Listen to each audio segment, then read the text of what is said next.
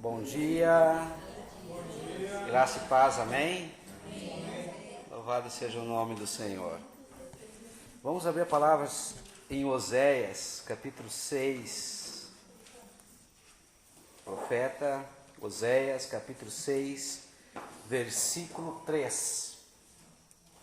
Oséias 6, 3. Todos acharam? Oséias 6, 3. Só a primeira parte nós vamos ler. Assim diz a palavra de Deus: conheçamos e prossigamos em conhecer ao Senhor. Amém? Essa palavra, conheçamos e prossigamos a conhecer o Senhor, ela está no imperativo, significa que é uma ordem, não é um pedido, é uma ordem. Tá? Quando Deus manda, o que o povo de Deus faz? Obedece. Amém? Então nós temos que obedecer. Deus mandou, nós obedecemos a sua palavra, obedecemos a sua vontade. E essa palavra conheçamos é uma palavra bem interessante. Eu já falei algumas vezes, mas a gente aprende na repetição. Conheçamos significa, o verbo conhecer, né, aqui do hebraico, significa ter um relacionamento profundo e íntimo. É o mesmo verbo que é usado para casais, quando casais têm relacionamento sexual. Então, a Bíblia diz, né, que Adão conheceu Eva e teve Caim. Adão conheceu Eva e teve Abel. Adão conheceu Eva e teve Sete. Então, essa palavra conhecer no hebraico é a mesma palavra de um relacionamento sexual, um relacionamento íntimo, profundo. Então, na verdade, o que Deus está dizendo assim é para nós conhecer a Deus de tal maneira, com tal profundidade, que nós precisamos conhecer a Deus realmente quem Ele é. Deus está dizendo assim, ó, ande comigo. Deus está dizendo, conheça a minha mente, conheça o meu coração, conheça o meu pensamento. Conhecer também significa estar sob o domínio de Deus, estar sob a nuvem de Deus, estar sob essa área de atuação de Deus, que nós chamamos de Shekinah, que é a glória dele, que é a habitação dele. Assim como Deus fez os pássaros para viver no ar, para voar, assim Deus fez os peixes para voar, assim Deus fez o homem para habitar junto dele. Então, quando Deus diz conheçamos e prossigamos a conhecer, significa que a cada dia nós temos um desafio: estar mais perto de Deus, estar mais próximo de Deus e cada vez mais conhecer aquilo que talvez para nós seja um desafio diário, é a mente de Deus. Amém? Que nessa manhã nós possamos nos aproximar cada vez mais de Deus. Mas o conhecer a Deus não significa apenas ter um conhecimento teórico. Ontem eu falei que na vigília, eu vou repetir, quem estava aqui vai saber, né? Eu perguntei, você sabe o que é um tomate?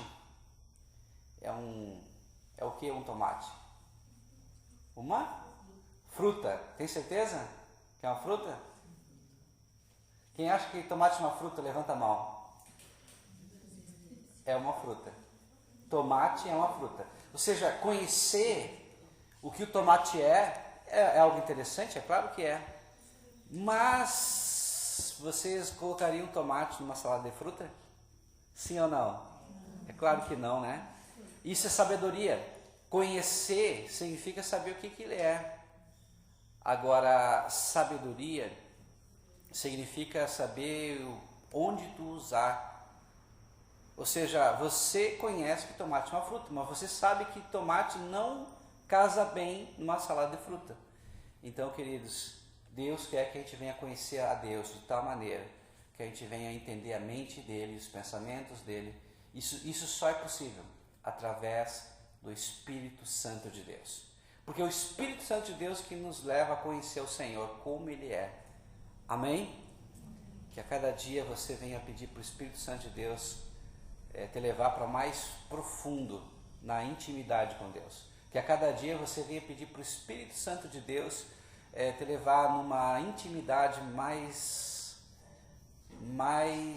real com Deus. A cada dia você tenha sensibilidade para ouvir a voz de Deus, de tal maneira que Deus ele comece a falar com você, você ouça a sua voz e você possa ter coragem para obedecer, colocar em prática.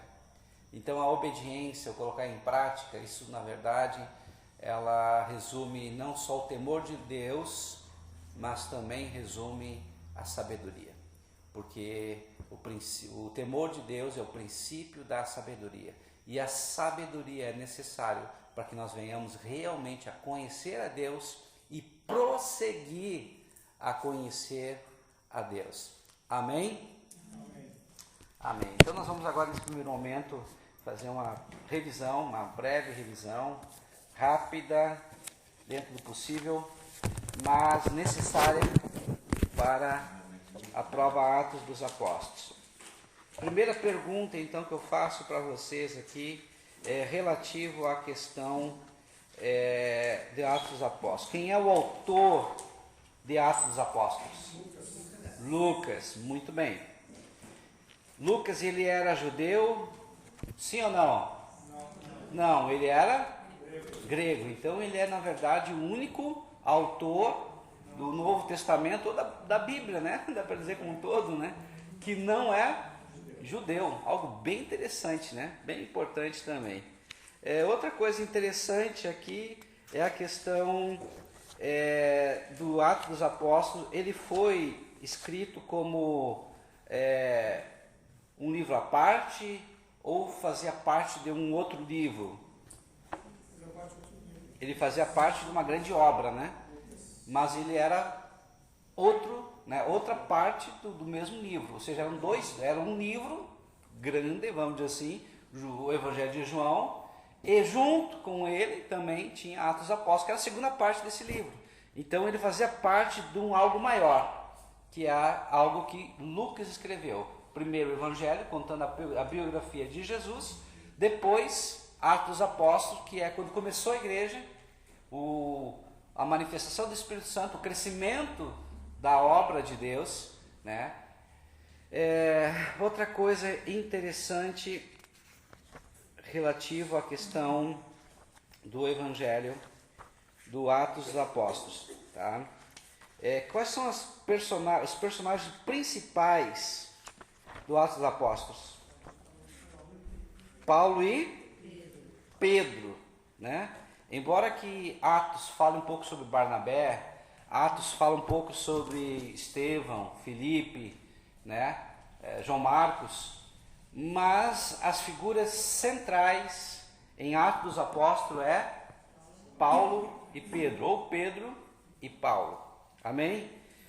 Pedro começou o seu ministério aonde? Em qual cidade? Pedro, Jerusalém. Por que Jerusalém?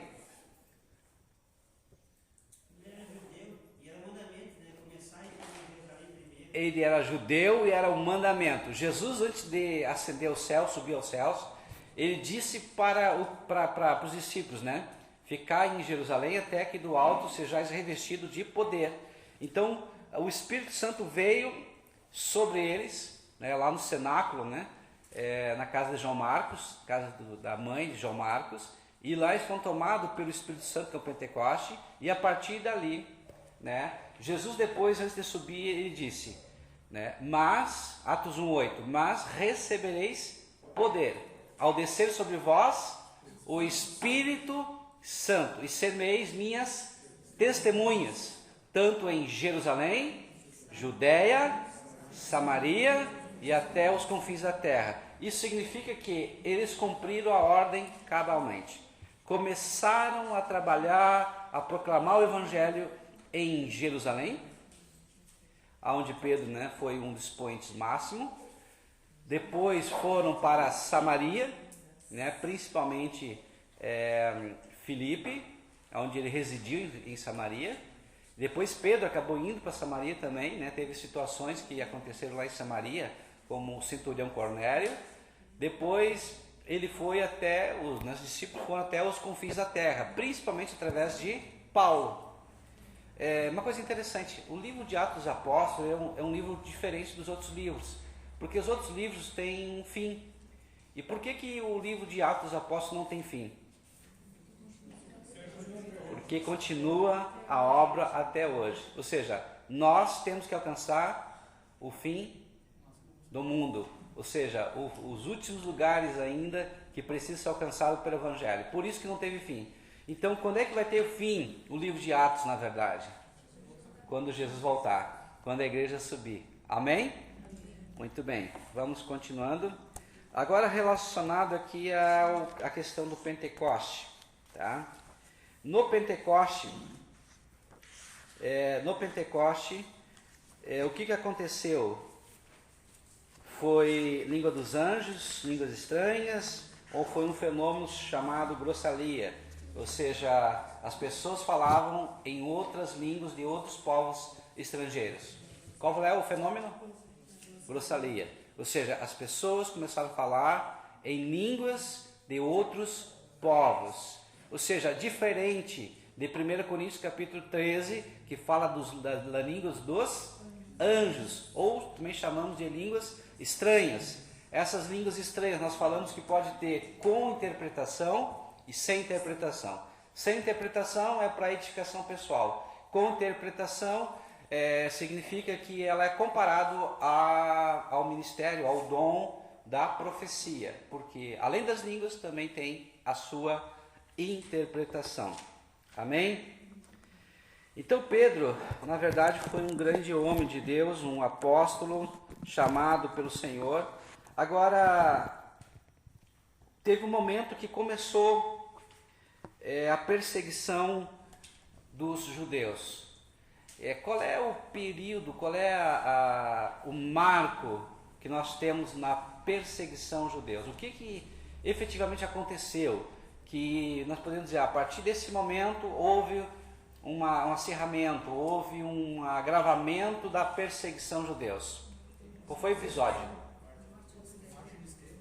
A morte de Estevão. A partir da morte de Estevão começou, na verdade, a perseguição.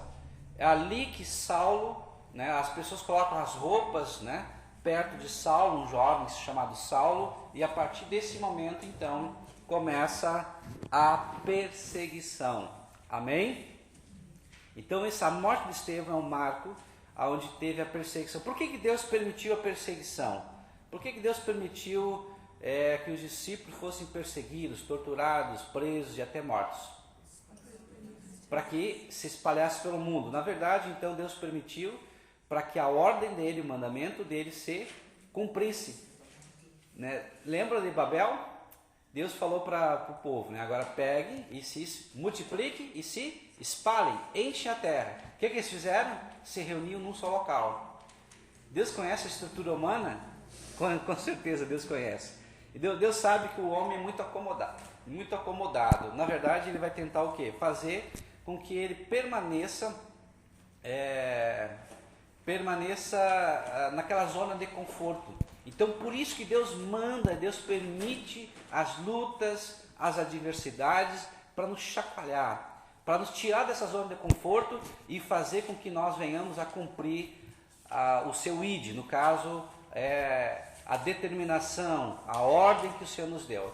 Então, muitas vezes, quando nós sofremos alguma perseguição, muitas vezes, quando nós somos caluniados, difamados, a gente tem que dar glória a Deus, né? A Bíblia diz que em tudo dai glória, porque esta é a vontade de Deus. A gente não sabe porquê, a gente não entende, não compreende, às vezes nem aceita, mas nós nos submetemos e damos glória a Deus. Amém?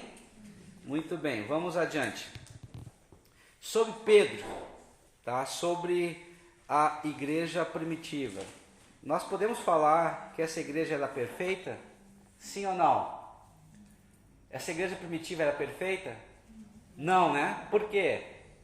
Havia problemas. Com toda igreja há problemas. Ou seja, onde há pessoas, há problemas.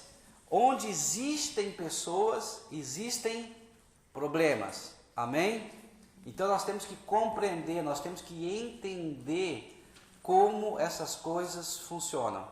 Onde há pessoas, há problemas. Que tipo de problemas nós podemos dizer que havia na igreja primitiva? Vou dar um exemplo, tá? Havia os judeus ou os helenistas. Quem são os helenistas? Respondendo uma pergunta de uma irmã que me perguntou. Quem são os helenistas? Educados na cultura grega. Mas é todos os gentios também? Ou só os judeus? Os judeus que falavam grego, que tinham cultura grega.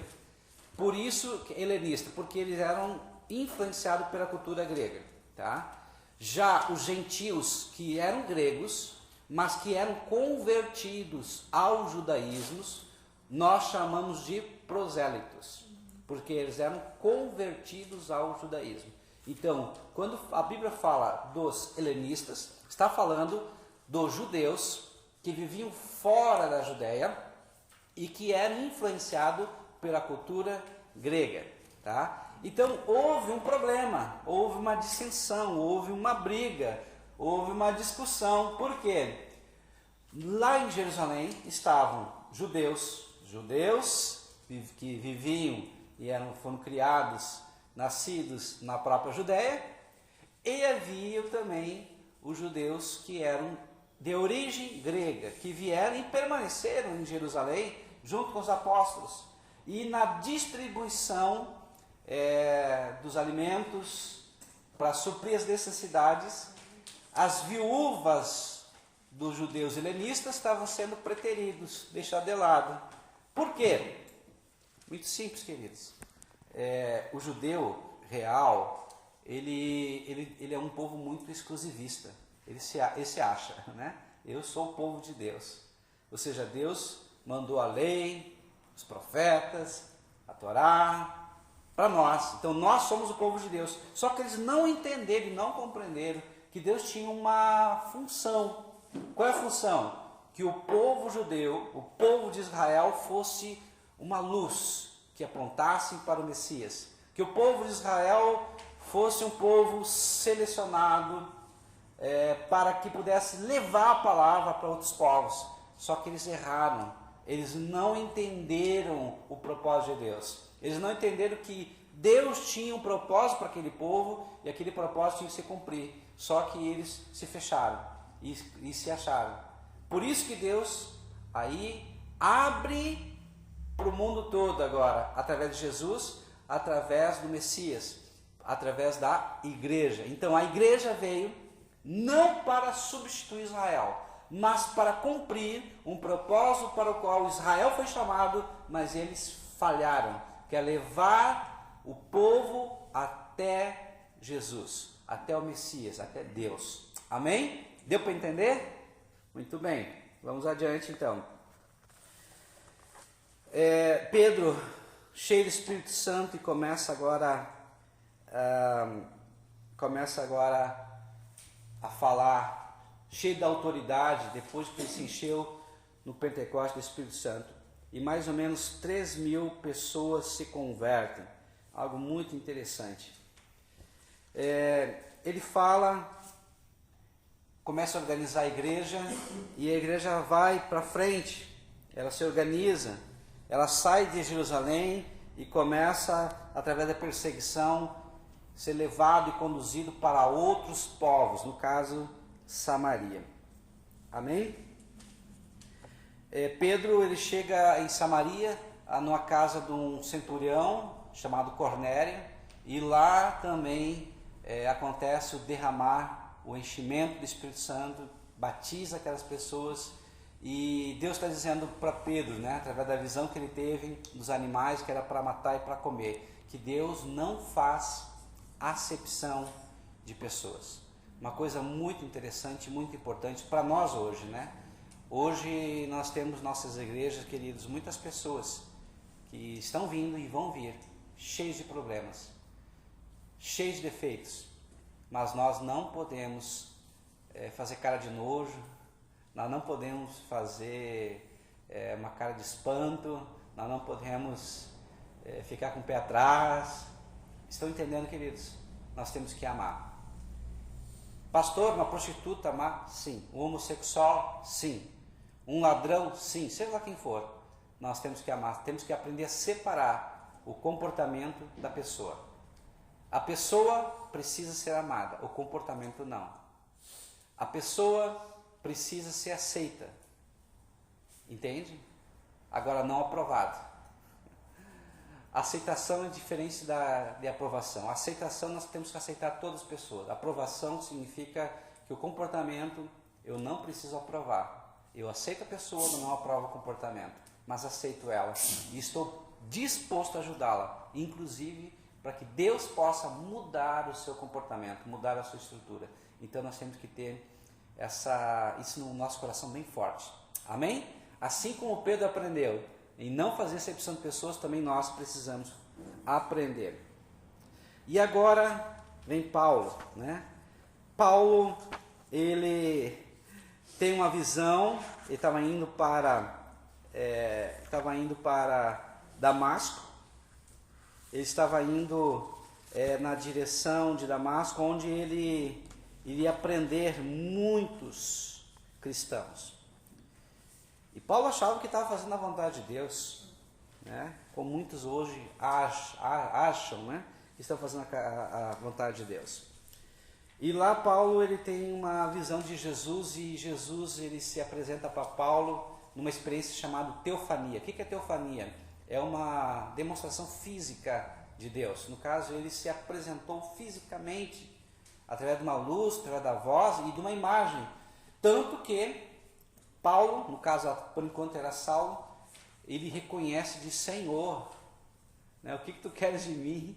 Quem és tu, Senhor? Na verdade, quando ele usa a palavra Senhor com S maiúsculo, ele já estava vendo que era Deus. E aí, Deus, através de Jesus, né, fala, por que tu me persegues?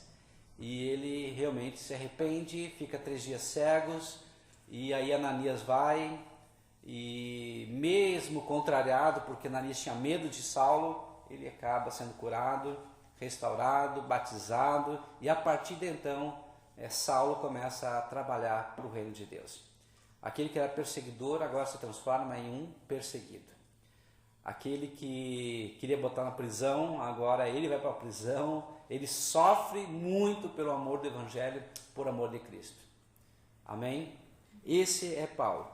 E Paulo escreve várias cartas. Vocês trouxeram a Bíblia, né? Amém? Quais são as cartas de Paulo?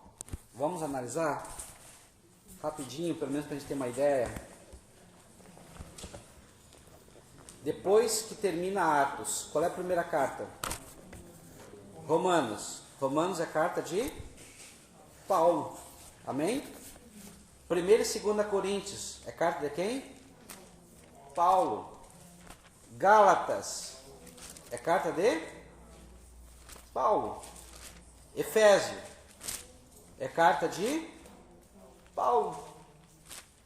Filipenses é carta de Paulo. Amém? Colossenses, Paulo. Tessalonicenses, 1ª e 2ª, Paulo. Ok?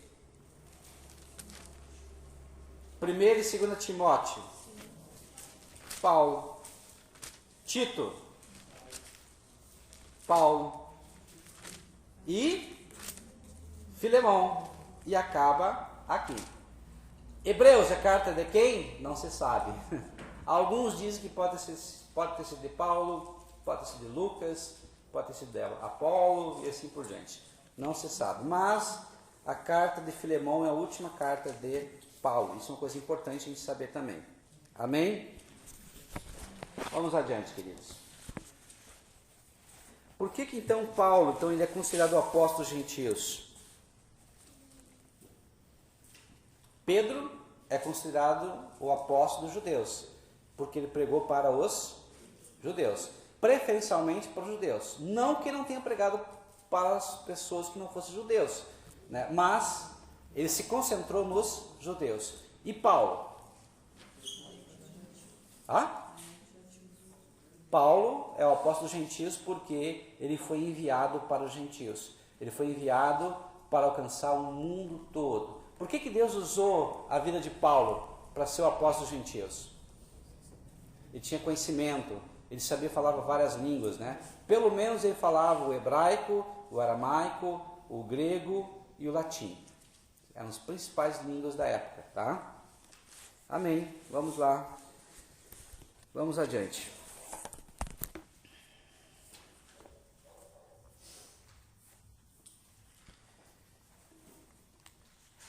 Paulo, ele teve que romper várias barreiras, né? Primeiro, ele rompeu a barreira geográfica, porque os locais onde ele ia eram locais longes, tá? Difícil de acesso, mas também ele não rompeu somente as barreiras geográficas, ele rompeu também as barreiras culturais. Imagina, queridos, vocês, por exemplo, ter que pregar na Arábia Saudita, outro país, outra cultura. Imagina você ter que pregar na Índia. Imagina se você tivesse que pregar na China. Não precisa muito longe, tá? Vamos pensar que você vai ter que pregar no Nordeste, lá no Norte. É o mesmo país? Sim. Fala a mesma língua? Sim. Mas a cultura é igual? Não. Tem diferença no povo, sabe? Às vezes dentro da mesma cidade já tem diferença. Imagina outro país, outra região, outro país. Então ele rompeu barreiras, não só geográficas, mas também rompeu barreiras culturais. Amém? Vamos adiante. O trabalho que Paulo fez foi formidável, queridos. Eu não sei o que seria de nós se não fosse Paulo. Todos os apóstolos, né? Mas principalmente Paulo. Agora vamos se ater aqui nas viagens missionárias. Amém? Um pouquinho antes da questão das viagens missionárias, vamos ver aqui a questão da... Eu quero, antes de olhar a questão das viagens missionárias, eu quero ver a questão aqui, quando Paulo está em Atenas, na segunda viagem que ele fez. Um marco da segunda viagem ele passou por Atenas, lá na Grécia, tá? Na primeira viagem ele não passou por Atenas, na terceira viagem não passou por Atenas, mas na segunda viagem ele passou por Atenas. Então Atenas é uma cidade muito influente e importante, porque distingue um local da onde ele esteve, das outras viagens. E lá em Atenas ele viu um altar. E aqui está um ponto muito importante. Eu vi um altar, porque tinha um pantaleão. O que é um pantaleão? Um pantaleão é um local onde colocavam vários altares de vários deuses, estátuas de vários deuses. E nesse altar ele viu uma epígrafe, ou seja, ele viu um altar que estava escrito ao Deus desconhecido. Amém? Ao Deus desconhecido. E essa epígrafe, esse altar, ao Deus desconhecido, ele aproveitou o gancho e como Atenas tinha muitos filósofos, pessoas cultas, levaram ele para o Areópago, local onde tinham discussões, debates políticos e filosóficos, e lá ele começou a falar, né, exaltando, né, dizendo que eles sabia que o povo ateniense era um povo altamente religioso e que no percorrer o pantaleão dos deuses viu um altar ao Deus desconhecido e ele falou, é esse Deus que eu prego, porque não tinha imagem, tinha somente o altar, não tinha um ídolo. Amém? Por que nós cristãos não temos imagens em nossas casas? Por que nós cristãos não temos retrato de Jesus, de Maria, sei lá quem for, em nossas casas? Por quê? Deus não se agrada. Olha só o que a Bíblia diz em Êxodo capítulo 20. Não farás imagens para ti, nem no que está nos céus, nem no que está na terra. Isso é abominação para o Senhor. Tem outros salmos que falam exatamente isso. A idolatria, o que é idolatria? É tu cultuar, tu reverenciar, tu tem ídolos, tu tem imagens em casa, por isso nós não temos imagens em casa. Ou seja, uma idolatria, ter imagens em casa, significa que você, mesmo que não queira, tendo imagem, você está reverenciando, você está cultuando um ídolo, um ser, um Deus. Mas pastor, eu não posso ter uma imagem de Jesus em casa? A Bíblia diz que Deus, ele é Espírito. João 4, 23, 24. E importa que os seus adoradores o adorem em Espírito e em verdade. Então Deus não deu autorização para nós termos imagens em casa. Porque na verdade essas imagens, esses ídolos, eles escondem o que? Demônios. Por isso que nós não temos imagens de santo, seja lá quem for, nas nossas casas. Então isso é abominação, isso é porta de entrada de legalidade para demônios entrarem em nossas casas. Amém? Deu para entender? Por isso que Paulo, agora aproveitando o gancho, ele vê um altar vazio, somente com a epígrafe chamado ao Deus desconhecido. Ele aproveita o gancho como um esperto, cheio do Espírito Santo, e ele diz, é esse Deus a quem eu sirvo. Ele é o Criador dos céus e da terra. E nós o adoramos porque Ele é Espírito. E importa que seus adoradores o adorem em Espírito e em verdade. E aí ele começa a falar sobre Jesus. Até que chega um ponto que ele fala sobre a ressurreição dos mortos, e aí deu um nó na cabeça deles e eles pararam. Não, em outra oportunidade nós vamos falar sobre isso, esse assunto. Agora não. Então ele aproveita bem esse momento. Amém? Agora sim, vamos para as viagens missionárias. Vocês têm aí na página 76, falando sobre as viagens missionárias. Amém? Olha só a questão da onde que parte, geralmente da onde parte as viagens missionárias. A primeira viagem missionária parte de Antioquia. Amém? Antioquia. E ele vai para onde? Para Salamina. Depois vai para onde? Para Pafos. Depois vai para Perge.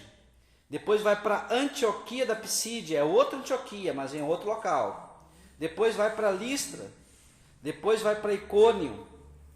Depois volta para Listra de novo. Derbe. Amém? Listra, Icônio, Antioquia da Pisídia. E volta para Antioquia.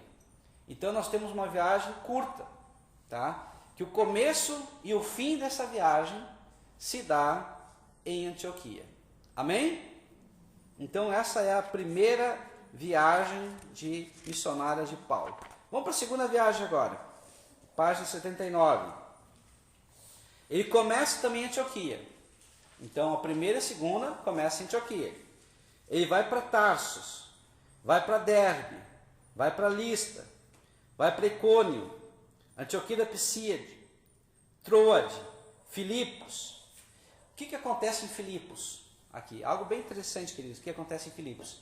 É a viagem, a segunda viagem, aonde ele vai e chega na Europa, tá? Aonde ele tem a conversão de Lídia, a primeira pessoa convertida na Europa, aonde tinha uma mulher, que era uma escrava, que tinha um espírito de adivinhação, e que por 3 dias seguidos essa mulher falava, escutai a Paulo, porque ele é um profeta, ele é um homem de Deus, ele está falando das coisas de Deus.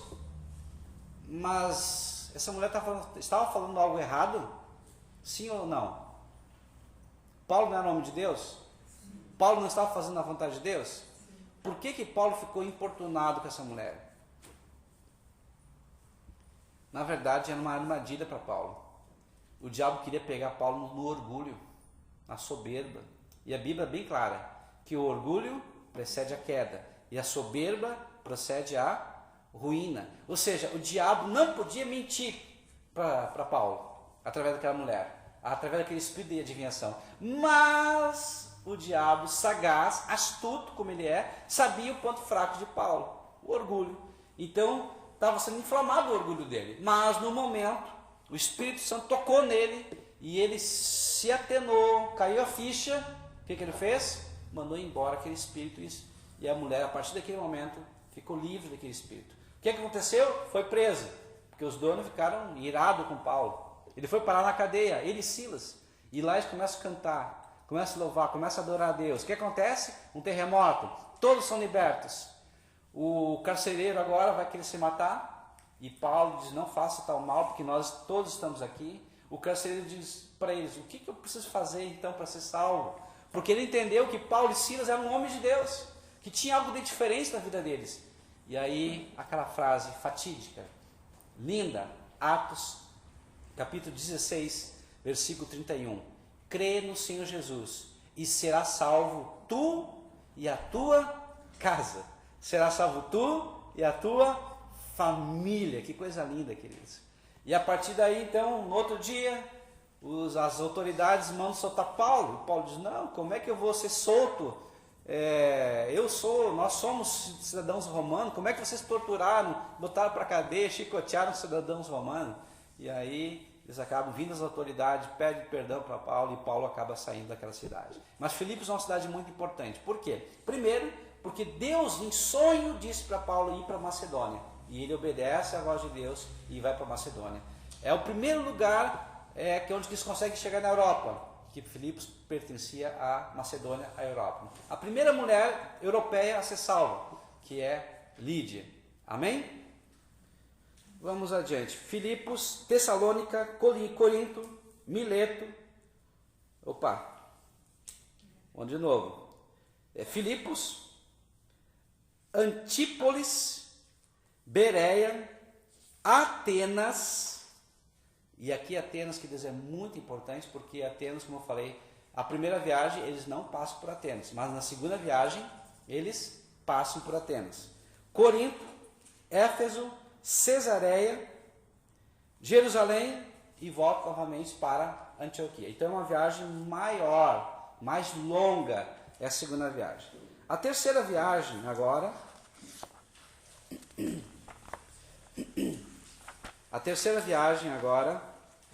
de Paulo, ele começa em Antioquia, vai para Tarso, Derbe, Listra, Icônio, Antioquia da Psídia, Éfeso, Esmirna, Troade, Filipos, Tessalônica, Corinto, Mileto, Tiro, Cesareia e Jerusalém. Qual é a diferença dessa primeira viagem, segunda e da terceira? A primeira, ele começa em Antioquia e termina em Antioquia. Na segunda, ele começa em Antioquia, termina em Antioquia, mas passa por Atenas, que é uma cidade diferenciada. E o percurso é maior do que a primeira. A terceira viagem, ele começa em Antioquia e termina em Jerusalém. Amém? Então essa é a diferença das viagens também. Agora vamos para a viagem de Paulo a Roma, página 85. Ele começa em Jerusalém, vai para Cesareia, Sidom, Creta, Malta, até chegar em Roma. Então aqui, queridos, nós temos esse resumo rápido sobre o livro Atos dos Apóstolos.